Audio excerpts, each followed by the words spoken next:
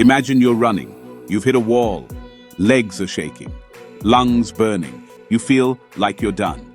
But here's what a Navy SEAL will tell you. You're only at 40%. That's right. Your body isn't done. Your mind just thinks it is.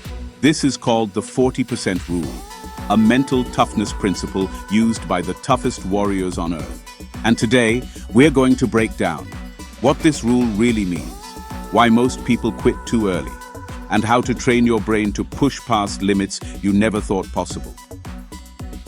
What is the 40% rule?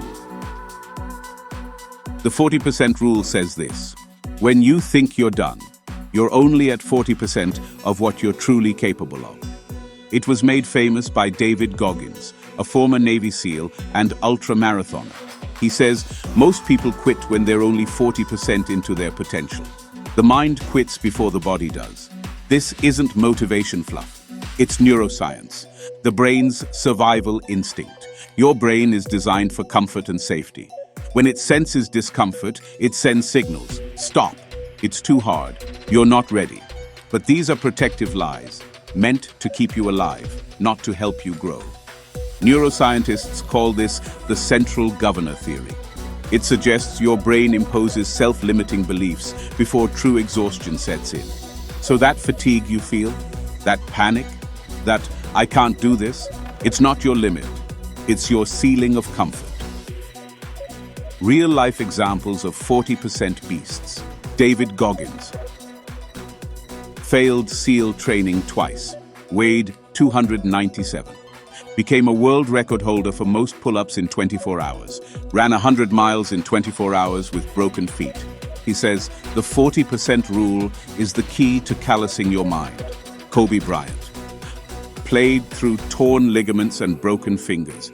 Didn't miss a free throw after tearing his Achilles. Rest at the end, not in the middle. Jocko Willink. Woke up at 4:30 a.m. every single day for 20 years. Why? Mental discipline. Not because he liked it, but because it made him unstoppable. How to apply the 40% rule in your life. You don't need to be a SEAL, but you do need to practice mental override. Here's how. 1. Catch the quit voice. When you say, "I'm tired" or "I can't," pause. Is it real pain or just resistance? 2. Push 5 more reps, 5 more minutes. When you hit the wall, add just 5%. The brain learns that discomfort does not mean danger. 3. Build a calloused mind. Take cold showers. Fast, occasionally. Say no to comfort. This teaches your brain that pain does not mean panic. 4. Visualize the 40% point. Next time you want to quit, tell yourself, this is just 40%. I'm built for 100. 5. Track quitting triggers. Journal when you feel the urge to give up. What time, what task, what thought. Pattern equals control. Let's be real. Most people never discover their true potential, not because they're weak, but because they stop at 40%. You are not most people. You've got 60% more. More strength, more focus, more grind, more fire. As David Goggins says, be uncommon among the uncommon. You want freedom? You want growth? You want confidence? Push past the mental wall, even when you're tired, especially when you're tired, because that's not your limit. It's just your mind playing tricks. And when you break that illusion, you become unstoppable. If this episode gave you even 1 second of clarity, hit that like button so we can reach more minds like yours. Subscribe to Inner Craft for weekly doses of insight, truth, and clarity. This is more than a channel. It's a movement. We'll see you in the next one. Until then, guard your mind, protect your peace, live with craft.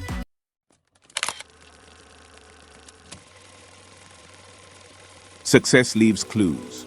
But have you ever wondered, how do some of the most successful people in the world protect their mental health while managing empires, expectations, and enormous pressure? They don't just meditate. They don't just journal. They build systems to guard their sanity. Dwayne Johnson wakes up at 4 a.m. to lift, not because he needs abs, but because it helps him silence the noise. Oprah Winfrey has kept a gratitude journal for over 20 years, and Barack Obama meditates every morning before he touches a single email. So here's the real question. Are these people successful because they prioritize mental health, or despite it? Let's break it down. When we think of billionaires and icons, we imagine luxury, freedom, admiration. But behind the curtain, it's often isolation, anxiety, imposter syndrome, sleepless nights. Dr. Michael Freeman, a psychiatrist at UCSF, found that entrepreneurs are 50% more likely to report mental health conditions. Think about it. Steve Jobs would obsessively review every detail, often in anxiety-fueled sprints. Lady Gaga has openly shared her battles with PTSD and depression. Elon Musk once said, "I don't think people would want to be me. They don't understand the pressure I deal with." So how do they stay grounded? They develop habits, systems, non-negotiables. Barack Obama and Tim Cook start their mornings with structure. Obama meditates and then exercises. Tim Cook rises at 4:30 a.m., not to hustle, but to read user feedback and reflect. Morning clarity leads to emotional control. Oprah and Tony Robbins use gratitude. Oprah writes down 3 things she's grateful for every day. Tony Robbins practices priming, a combination of breathwork and visualization rooted in gratitude. Science backs this up.